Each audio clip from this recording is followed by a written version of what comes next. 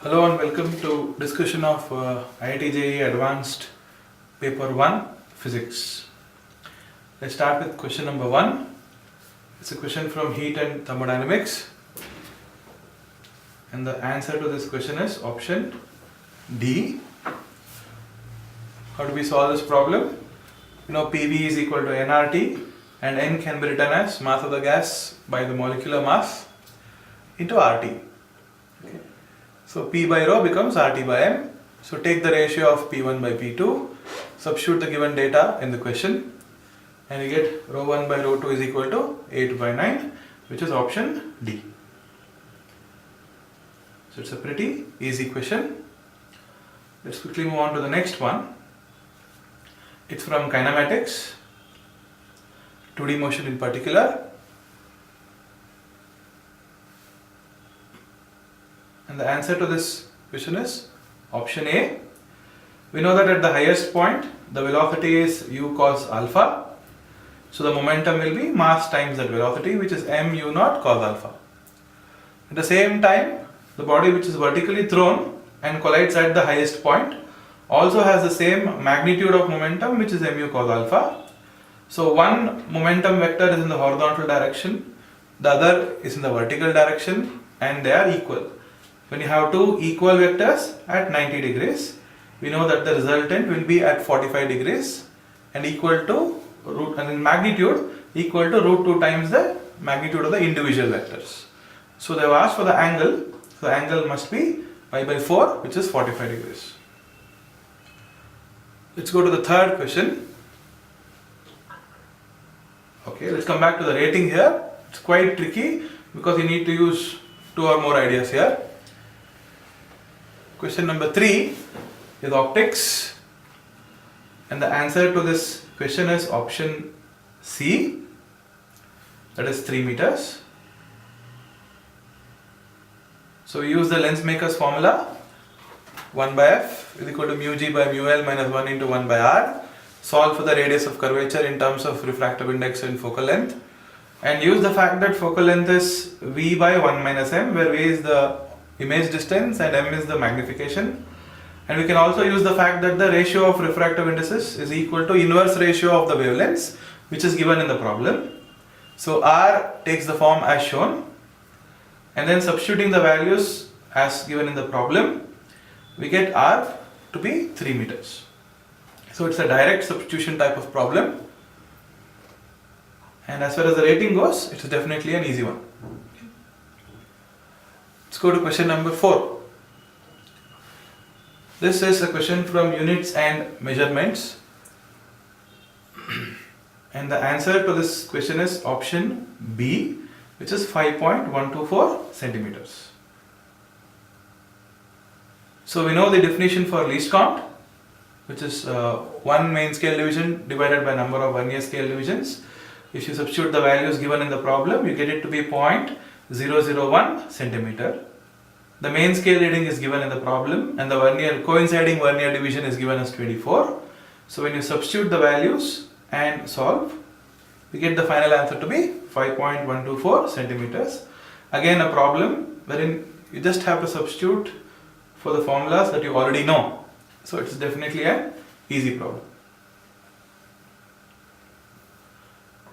Question number 5, from work, power and energy. They are given the expression for the force, and if you look at the force carefully, we have x square plus y square in the denominator to the power 3 by 2, and x square plus y square is nothing but the radius. Okay, so this is something that you need to know to solve this problem. Okay. The answer to this problem is option D, which is 0. Now how do we go about solving the problem? You can use the definition of work done, F dot dr. So it will be Fx dx plus Fy dy integrated. So when you integrate this value and finally substitute the limits, it turns out that you get a positive number minus the same number, which turns out to be 0. There's a smarter way of doing it though. Now how do you do that? Identify, let's just go back to the question. identify the fact that you have an x square plus y square in the denominator to the power 3 by 2, and it is nothing but r. So r square. So r square to the power 3 by 2 is r cube, and it comes out. So you get a k by r cube into xi cap plus yj cap. But xi cap plus yj cap is nothing but r. So F can be written as k by r cube into vector r, which clearly means that the force is in the radial direction. Okay. So if the force is in the radial direction and you are taking the particle along the circular path, the displacement will definitely be in the tangential direction. So radial and tangential directions are perpendicular to each other. So if force and displacement are perpendicular, work done is definitely equal to 0. So the students who can think about this will definitely solve this problem much quicker than others. So as far as the rating goes, it is tricky and lengthy only if you follow the normal route. But if you are smart enough to understand that the force is in the radial direction and the displacement is tangential, it takes you less than a minute to solve the same question. So this is where the competition beats you. Okay. The next one is from elasticity. The answer is option C. Again, we know the formula. Young's modulus is force by area into actual length by the change in length. But area in this case is the cross-sectional area, which is pi r squared. So from this, we get the fact that E, that is the change in length, is directly proportional to L, inversely proportional to radius square. So E2 by E1 will be L2 by L1 into R1 by R2 whole squared. So substituting the problems, the values given in the problem, we get E2 by E1 is equal to 2:1. Again, it's a direct substitution problem, so the rating would be easy. The next is from optics. Again, the second question from optics. They are given you the direction of the incident ray. They are given you the direction of the reflected ray. So, given a vector, the ratio of the y component to the x component is always tangent of the angle with the x-axis. So that is exactly what we need in this problem. So the answer to this problem is option A, which is 30 degrees. And how do we solve it? We know tan I, that is the angle that the rays make with the y-axis, is x by y. X is half. You can take it to be any one of these vectors, incident ray or the reflected ray, and y is root 3 by 2. So tan I turns out to be 1 by root 3, I is equal to 30 degrees. So again, it is a direct substitution problem, but you need to know the concept of vectors here and the fact that tan theta is equal to ax by ay gives you the angle made by the vector with the y-axis. So we put this rating as equal to tricky. The next question, question number 8. There are two rectangular blocks. So in the first configuration they are in series, in the second configuration they are in parallel. And we need to find the time of transport in case 2 given in case 1. Okay. So the correct option is option A in this question. How do we solve it? We use the equation of heat conduction and the fact that the effective thermal conductivity in series is 2 K1 K2 by K1 plus K2, and that in parallel is K1 plus K2 by 2. And substituting the other values given in the problem, when we know Ts, we need to find Tp, time taken in the parallel case, and when you substitute the values, Tp turns out to be 2 seconds. And as far as the rating goes, it's a very easy problem because it's a direct substitution. You just need to know the case of series and parallel. Question number 9. A pulse of light of duration 100 nanoseconds. So they are given you the duration and the speed of light and the power. Okay. The correct answer to this question is option B. Okay. So it's a question from modern physics. So if you solve, it's a direct formula. Force is change in momentum by the time, which also turns out to be the power by the speed of light. It's a standard formula that we derive in the class. So the change in momentum turns out to be P by C into time, and when you substitute it, you get the required answer, which is 1 into 10 to the power minus 17. It's a direct formula application problem. Let's go to question number 10. It's wave optics, Young's double slit experiment, and the correct option is option B, which is 2n plus 1 into lambda by 4. So you want the intensity to be half the intensity of the maximum. So I naught by 2 is I naught cos square phi by 2. And when you solve for cos phi, or cos phi by 2 rather, it turns out to be pi by 4, 3 pi by 4 and so on. Or phi turns out to be pi by 2, 3 pi by 2. And use the fact that path difference is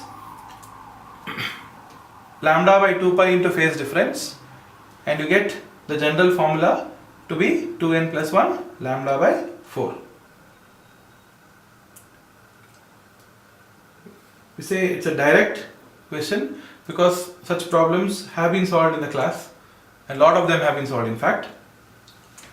Let's move on to the 11th one. This is a problem which is a combination of Newton's laws of motion and fluid dynamics, especially buoyant force.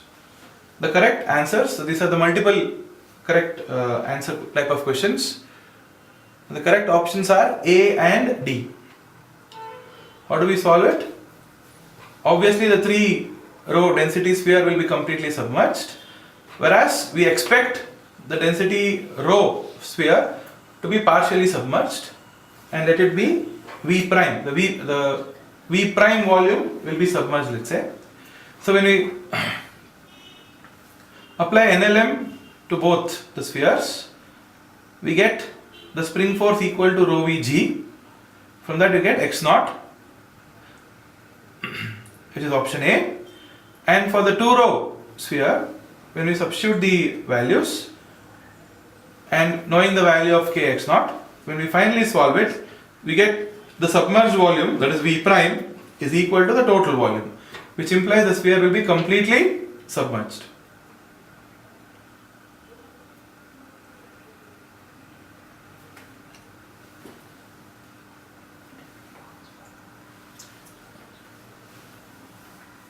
So it is a tricky question because you need to know the force of buoyancy, spring force, and you should need to write the free body diagrams at the equilibrium position of the spheres.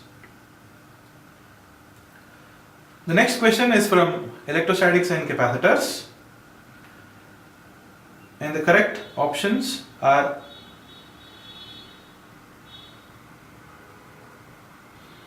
option B and D. So the problem can be solved in 3 steps. First, when S1 is closed, S2 and S3 are open. So the circuit simply is what you see towards the extreme right. So 2V0 battery connected to a capacitance C. So it will get charged to 2V0. So the charge will be plus 2CV0 and minus 2CV0. Second step, when S2 is closed, S1 and S3 are removed. The circuit is as shown. It's basically 2 capacitors, one uncharged, the other one charged to 2CV0 and connected. So it's a common potential type of problem. So when you calculate for the common potential, it turns out to be V0. So in the final state, you will have both the capacitors having a charge plus CV0 on one plate and minus CV0 on the other plate. And when S3 is closed, S1 and S2 are opened. It's a battery of EMF V0 and connected to an already charged capacitance to a value plus CV0. So what should happen if KVL has to be valid after equilibrium? The charge has to flow as in the shown direction, and finally the plus CV0 plate should get a charge minus CV0, and the minus CV0 plate should get a charge plus CV0. Then only KVL is valid. So this easily tells you that the options are B and D. So we rate it as a tricky question because there are 3 steps and you need to know 3 concepts to solve this. The next one is from electrostatics. So two non-conducting solid sphere. So we need to solve for the dielectric sphere, the electric field due to which you already know. The correct options for this question are B and D, that is minus 32 by 25 and 4. Now how do we solve it? So the trick in this problem is to understand the fact that you need to find a point which is at a distance of 2r. So it could be 2r towards right or 2r towards left. We'll take the points as P1 and P2. At P1 is a point which is a point outside both the spheres, and P2 is a point which is inside sphere 2 and outside sphere 1. So we have EP1 equal to 0. So when we solve for the electric fields wherein they behave just like point charges, I'm going to get Q1 by Q2 as minus 4 by 25. So when I write Q1 in terms of rho 1 and Q2 in terms of rho 2 and take the ratios, I'll get rho 1 by rho 2 to be minus 32 by 25. At the same time, EP2 is equal to 0. You'll substitute the field. As far as 2 is concerned, it's a point inside, and as far as 1 is concerned, it's a point outside. So Q1 by Q2 turns out to be half in this case. So when you solve for rho 1 by rho 2, it turns out to be 4. It is definitely a tricky problem. The next one is from Waves and Sound, stationary waves, and the correct options are option B and option C. So they are given fifth harmonic, so obviously there will be 6 notes and 5 antinodes. The equation is given, and from the equation you can find K, and from that you can find lambda, and we know there are 5 harmonics, so length should be 5 lambda by 2, which turns out to be 0.25 meters. And we know omega, from that we can calculate the frequency, but the frequency is for the fifth harmonic. But the question asks frequency for the fundamental mode. And at P, which is the center, definitely we have an antinode. So its amplitude should be 2A, which is 0.01 meters. So B and C are the correct options for this question. It's a direct problem. If you know the concept of stationary waves, you will be able to answer it in a very easy way. The next one is from magnetism, and the correct answers to this question are option A and option C. So it's clear from this diagram that for such a geometry to exist, the magnetic field should be along the negative z-axis, and from the final velocity I can calculate the angle made by the final velocity with the x-axis. So that angle turns out to be 30 degrees, which from the diagram is sufficiently clear that is also the deviation angle. So we know that the time of travel in the magnetic field is r theta by v. Time is given to be 10 milliseconds, and r is mv by qb, and theta is 30 degrees, which is pi by 6, which is the angle of deviation. So from this we have b turning out to be 100 pi m by 6q, which is 50 pi m by 3q. It is a tricky problem because you need to convert the angle given from the vector to the angle of deviation. Okay. Question number 16. Here we start off with the integer type questions. So the first question is from modern physics, and the answer is 4. The percentage turns out to be 4%. So given the information, we know n is equal to n naught e to the power minus lambda t. So we get log n naught by n is lambda t, which we calculate to be equal to around 0.04. So n naught by n turns out to be anti-log of 0.04, which is 1.04. So n by n naught is 1 by 1.04. And what you want is n naught minus n by n naught, because you want the amount of nuclei that have already decayed. And when you substitute the values, the final answer turns out to be 0.038. Multiplied by 100, it is 3.8%, but nearing it to the closest decimal, it is 4%. It is definitely a tricky problem. The next one, question 17, is again from uniform vertical circular motion problem. The correct answer is 5. So now the minimum velocity is given to the first pendulum, so it should be root 5g L1, and we know that at the top it becomes root gL1. But that root gL1 from conservation of momentum gives the velocity root 5g L2 to the second bob, because it has to complete the vertical circular motion. So since masses are the same, conservation of momentum implies velocity should also be the same. I must have root 5g L2 to be equal to root gL1, which gives the ratio L1 by L2 to be equal to 5. Again, if you know the concept, it's pretty simple and easy. Moving on to the 18th question. It is the only question from rotational dynamics, and it is based on conservation of angular momentum, and the correct answer is 8.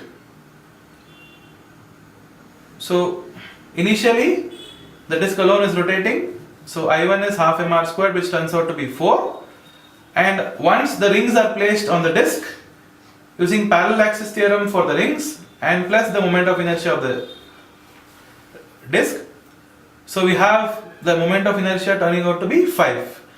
And since it is done without applying any external torque to the system, angular momentum should be conserved. So I must have I1 omega 1 is equal to I2 omega 2. So substituting the values, omega 2 turns out to be 8 radian per second.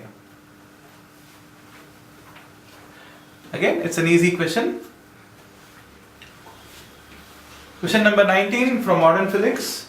Supposedly the most easy question of the entire paper. The option is, the answer is definitely 1. The slope of stopping potential versus frequency is known to be the ratio of Planck's constant to the electronic charge, and it is independent of the nature of the material. So both of them must have the same slope. So the ratio of the two slopes must be 1. It's a very easy question. And moving on to the last question. This is again a kinematics question, and the answer is 5. How do we solve it? We know force into velocity is power, so acceleration into velocity must be power by mass. So integrate, writing a as dv by dt, take dt to the other side, and when you integrate, you get v square is equal to 10p by m, and on substituting the values for p and m, we get v square is 25, which implies v is 5 meter per second, which is the correct answer.